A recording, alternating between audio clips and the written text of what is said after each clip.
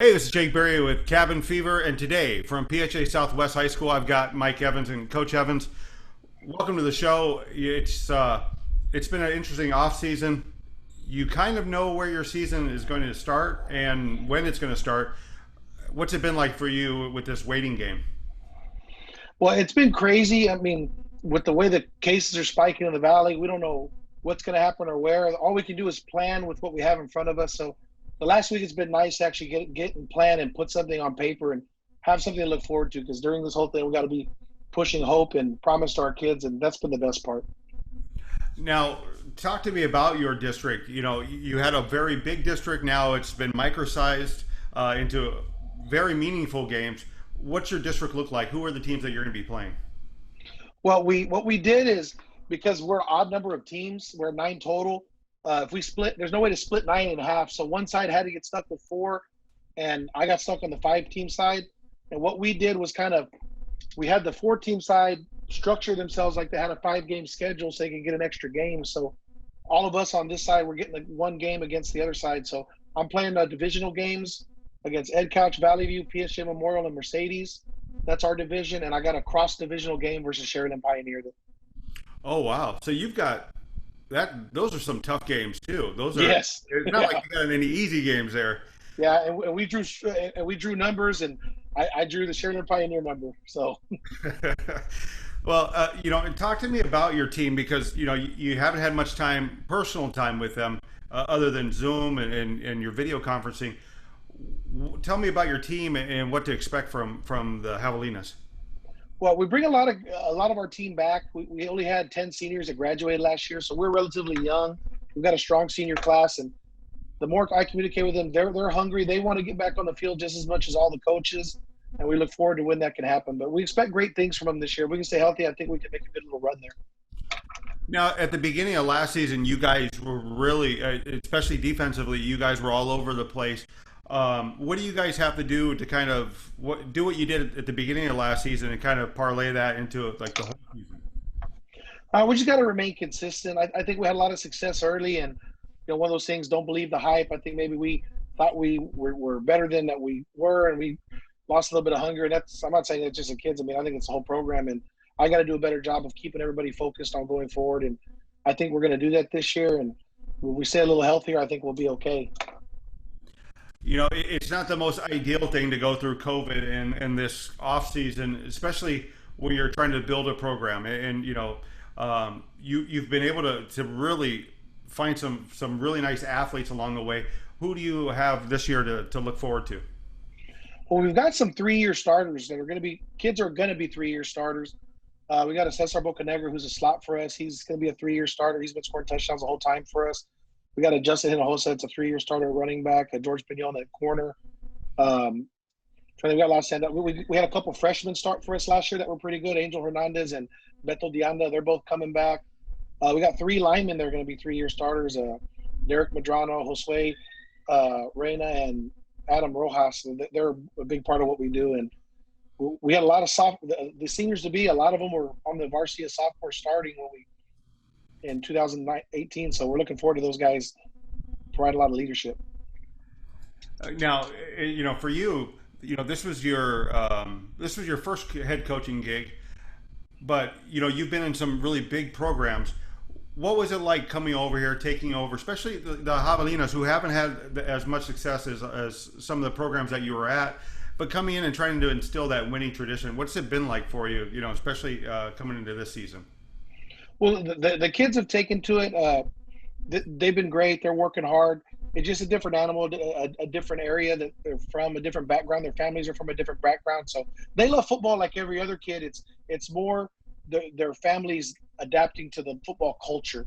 That's the biggest difference. A lot of them, their parents didn't play football, and I think that's the biggest difference coming from where I was at before to a place like PSJ Southwest or even my first job, which was at Valley View. I mean, it's the same dynamic. And as far as you trying to get them on where you were, like at Brownsville Vets, what have you had to do? Like, do you guys have to do like a lot of at-home stuff, talking to the parents? What do you guys do? Well, we reach out to the parents, but really, I mean, kids are kids. You treat them no different whether you're at a Los Fresnos or a Brownsville Vets or you're at a PSJA Southwest. Kids are kids. If you have expectations, you communicate to them, you coach them hard, and you love them hard. I think kids will play for you. I think that's the biggest thing. And how are the numbers right now as far as what you're looking for this upcoming season? Do you guys have the numbers that you want coming in? I mean, you're always going to want more, but from when I came in here, we have more participation, which is all we can ask for each year. All right, and when you look at the schedule, especially the schedule that you just laid out, what do you guys have to do to start the season off hot? Because there's no real, you can't start out cold. What do you have to do to really come in flying?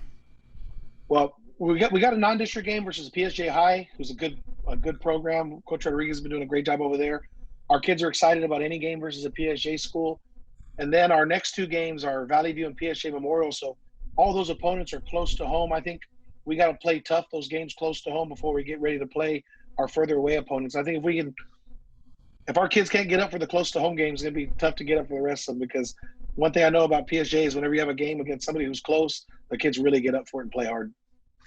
All right. Anything new that you guys implemented as far as the offense or defense? Anything to watch out for? I mean, you probably don't want to tell us right now, but well, no, I mean, it's hard to implement a whole lot of different things. We're throwing around ideas, but when you don't have spring ball or summer workouts to really experiment, it's tough to do that. So we're looking at some things to experiment, but there's not really anything groundbreaking because, again, you don't want to take a short football season and take 3 weeks to experiment with something and find out you were wrong.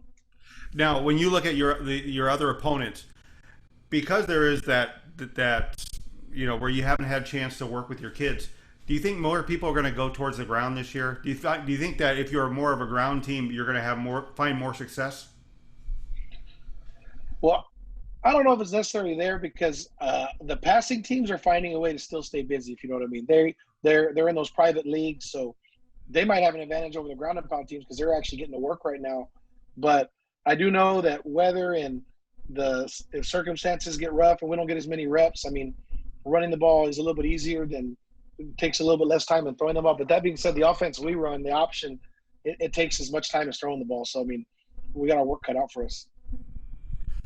So and I got to ask this question. This will be one of the last ones, but did you pick up the option from your dad? Where did you pick up the option from? Because, options, not saying that it's dying, but you don't see it as much anymore. No, you don't. But what happened was in year one, we brought the spread in. We were going to be an outside zone spread team, and it just didn't work out because, we didn't have quarterbacks that had been playing quarterback and throwing the ball since they were kids. So that was a big learning curve. And we looked at the resources we had. Southwest has tough kids, physical kids, team-oriented kids, and the option offense stood out to us. So starting in 2017, 2018, we went to different colleges and started getting a hold of everything we could and put together a little package for our team, and we've had a lot of success with it ever since.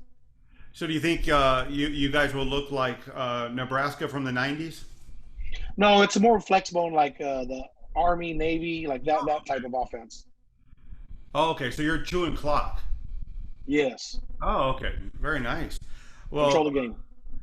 And as far as your defense, last year you had a lot of takeaways, especially at the beginning of the year. What do you guys, as far as the defensive side, how do you feel about your defensive side? Where will they be at this year?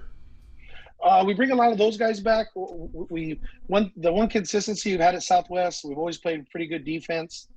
We base out of a 4-2-5, and we've been doing some of that 3 safety stuff that a lot of the colleges are doing now. We lived in that last year, but our kids know the system, all of them. They all practice offense and defense. So defensively, we feel we can be really good if we can stay healthy. You looking forward to finally getting in the locker room with your kids? Absolutely. I miss them. I mean, I got in this business to work with kids and have a great time with them, and all our coaches feel the same way. So can't wait for that day. Hey, Coach, thanks a lot. I appreciate you taking the time to talk to us about the Javelinas and your 2020 season.